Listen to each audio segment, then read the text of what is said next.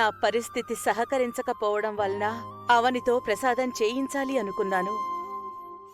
అవనికి అలాంటి ప్రమాదం జరిగింది. ఎవరూ చెయ్యకపోయినా నాకైతే ఇది తప్పదు కదా. నా పరిస్థితి చూసి కూడా ఈసారి అమ్మవారు నాతో ఎందుకు చేయించాలనుకుందో ఏంటో. ఇది అమ్మవారు పెట్టిన పరీక్ష అనుకుంటాను. ఎలాగైనా సరే తయారు చేస్తాను, నైవేద్యం పెడతాను, అందరినీ ఆనందపరుస్తాను.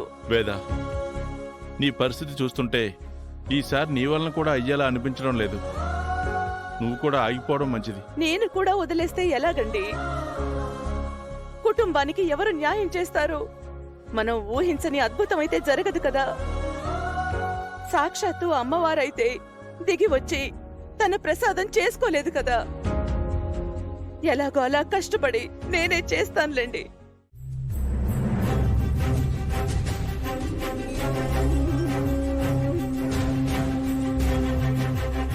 అవనితో ప్రసాదం చేయించి అవనికి అత్త చేతుల మీదుగా ముక్కు పుడకను అందచేద్దామనుకున్నాను.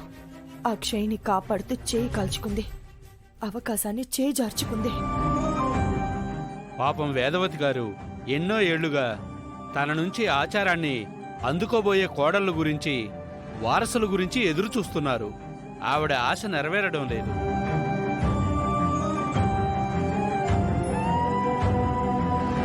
అవునవును, ఆవిడ బదులు ప్రసాదం చేయగల మనిషి కోసం ఆరాటపడుతున్నారు. ఆవిడకి ఎన్నో ఆటంకాలు ఎదురవుతున్నాయి. అవని పరిస్థితి చూస్తే అలా అయిపోయింది.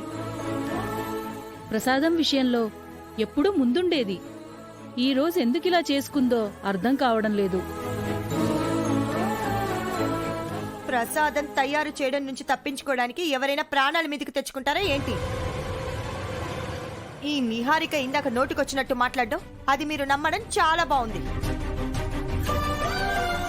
పాపం అవని మేడం ఈ రోజు నా వల్ల మాటలు పడింది. మీరేం కంగారు పడకండి. ముందు ముందు ఆ ప్రసాదం నేను చేస్తానులేండి. ఘట్టమనేని వేదవతి గారి మనవరాలు శౌర్య అంటే మామూలుగా ఉంటది మరి. మీ అమ్మ కూడా ఇలాగే ఎగిరెగిరి పడేది. చివరికి ఏం లేదు అక్కడ. బావా, తమరు ప్రతి విషయాల్లో ఇంటర్ఫియర్ కాకపోవడం అన్ని విధాలుగా మంచిది. నువ్వు గమ్మునుండవయ్యా అని నిన్నెందుకే అనేది.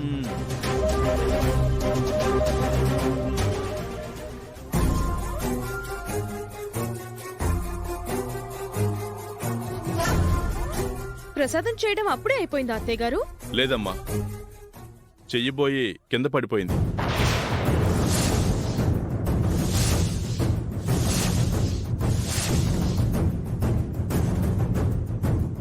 నన్ను క్షమించండి. ఈసారి ప్రసాదం చేయకుండా, అమ్మవారికి నైవేద్యం సమర్పించకుండా పండగ ముగించాల్సొస్తోంది.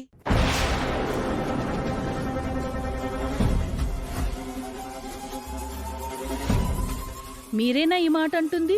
ఏం చేయమంటారు? పరిస్థితి సహకరించాలి కదా.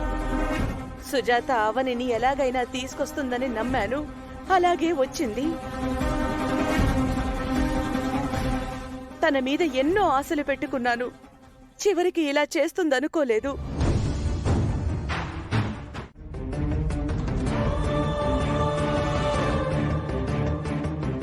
అమ్మగారు, అవునమ్మగారు, ప్రసాదం తయారు చేశారండి.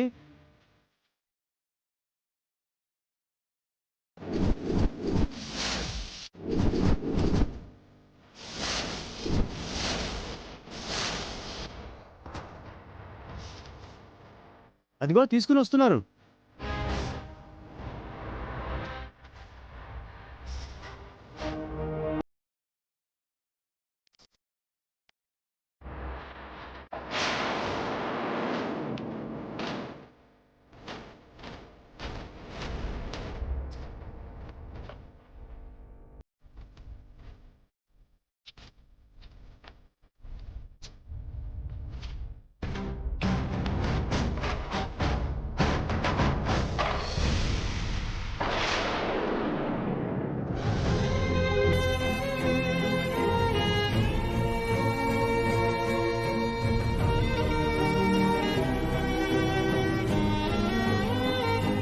చేయి కాలినా ప్రసాదం చేశావు.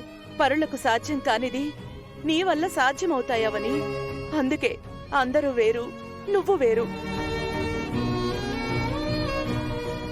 ఈ పొగడ్తలు దక్కవలసింది నాకు కాదు, అక్షయ్కు. అందర్నీ పెద్ద సమస్య నుంచి గట్టెక్కించావమ్మా.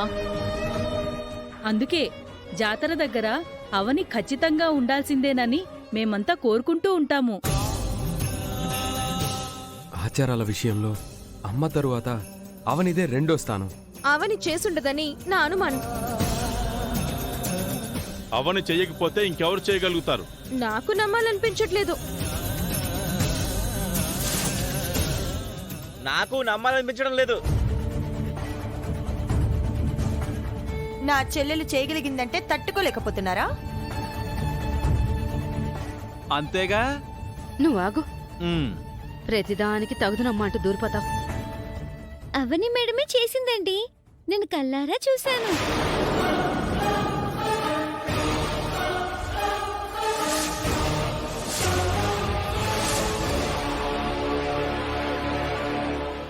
పోయి నువ్వే సాక్ష్యం చెప్పాలి. మరి నన్ను నమ్మండి, మేడమే చేశారు. ఏదో చెయ్యాలి కాబట్టి చేసి మా అమ్మ అనిపించుంటుంది. అవని ఎప్పుడూ అలా చెయ్యదు. అమ్మవారి ప్రసాదానికి ప్రత్యేకమైన రుచి ఉంటుంది. అది రావడం అంత సులువు కాదు. అందుకు చేసేవారికి ఎంతో దైవభక్తి, నిష్ఠ ఉండాలి.